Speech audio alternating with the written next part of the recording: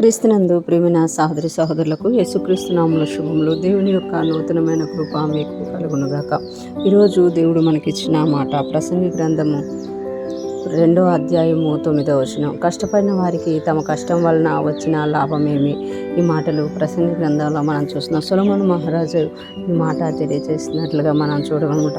ఆయన మహాజ్ఞాని అయ్యుండి కూడా ఇక్కడ చెప్తున్నాం కదా, కష్టపడు వారికి తమ కష్టం వలన వచ్చిన లాభమేమి అని అంటున్నమాట. ఎవరైతే కష్టపడుతూ ఉంటారో, కష్టపడుతూ ఉండడం వల్ల తమ కష్టము వలన వచ్చిన లాభమేమి అంటే దానివల్ల వాళ్ళకి ఏం లాభం కలుగుతుంది అని ఇక్కడ తెలియజేస్తున్నారు. ఇక్కడ ఆ కష్టము అనేది మనం రోజు చేసే పని కావచ్చు, ఉద్యోగాలు కావచ్చు, చదువులో కావచ్చు, ఆ కష్టం గురించి చెప్తున్నారు. ఇంకొకటి అనారోగ్యాల వల్ల వచ్చే కష్టాలు కావచ్చు, పోరాటాల వల్ల వచ్చే కష్టాలు కావచ్చు, వ్యాధుల వలన వచ్చిన కష్టాలు కావచ్చు, లేకపోతే శోధనలు సమస్యల వలన వచ్చిన కష్టాల గురించి కూడా ఇక్కడ తెలియజేస్తున్నట్లుగా చూస్తున్నాం అనమాట. 10వ వచనంలో చూస్తే ఆయన ఒక మాట తెలియజేస్తున్నారు. నరులు అభ్యాసము పొందవాలని దేవుడు వారికి పెట్టి ఉన్న కష్టానుభవమును నేను చూచితిని.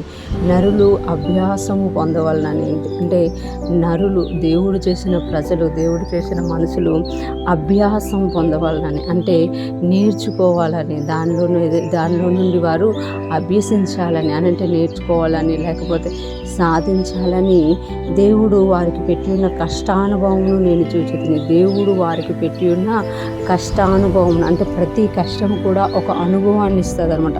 కష్టానుభవమును నేను చూచితిని అంటే ఏ కష్టమైనను అది అంటే మనము ఒక గొప్ప జీవితంలోకి వెళ్ళాలి అని ఏదైతే మనం కష్టపడుతున్నామో ఆ ప్రతి కష్టము కూడా ఒక అనుభవాన్ని ఇస్తుంది అనమాట. చదువుకునే బిడ్డలు కష్టపడుతున్నారు అని అంటే వాళ్ళకు ఉన్నత స్థితికి వెళ్ళాక వాళ్ళు ఒక అనుభవాన్ని చెప్పగలుగుతారనమాట.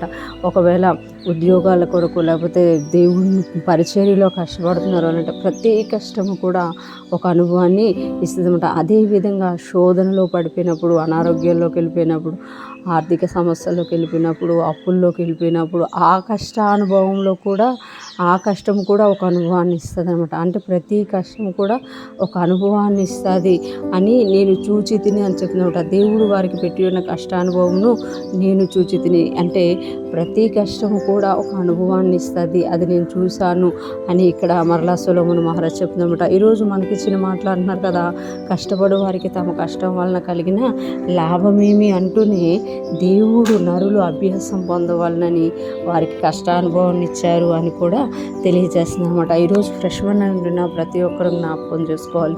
మనం ఏ విషయంలో కష్టపడుతున్నామో ఆ కష్టం అనేది మనకు ఒక అనుభవాన్ని ఇస్తుంది అనమాట. అట్లే కాకుండా దేవుని క్రియలను మనం తెలుసుకునేటట్టు ఒక అభ్యాసం చేయడానికి, ఒక నేర్చుకోవడానికి కూడా అది ఉపయోగపడుతుంది అని ఇక్కడ సొలొమోను మహారాజు తెలియజేస్తున్నారు. ఈరోజు ఫ్రెష్ వన్ ఉంటున్న ప్రతి ఒక్కరు కూడా ఏ విషయంలో మీరు కష్టాన్ని అనుభవిస్తున్నారు, ఏ విషయంలో మీరు అంటే సాధించడానికి కష్టాన్ని అనుభవిస్తున్నా అందులో మీరు ఒక గొప్ప అనుభవాన్ని పొందుకుంటారు. ఒకవేళ శోధన, సమస్యలు, కష్టాలలో గుండా వెళ్తున్నా దానిలో కూడా దేవుడు మీకు ఒక అనుభవాన్ని, ఒక అభ్యాసమును చేయించడానికి ఇచ్చారు అనేది ఇక్కడ తెలియజేస్తున్నారు. కానీ ప్రతిదీ మనం జ్ఞాపకం చేసుకోవాలి ఏంటి అని అంటే ఈరోజు ఏదైతే కష్టం గుండా వెళ్తున్నామో ఆ కష్టంలో నుండి దేవుడు గొప్ప విజయాన్ని మనకి తీసుకొస్తారు. అటువంటి గొప్ప కృపనిచ్చిన దేవునికి స్తుతులు చెల్లిస్తూ మన ప్రతి పోరాటంలో, కష్టంలో కూడా దేవుని వైపే చూస్తూ ముందుకు సాగిపోదాము గాక. ఆమేన్.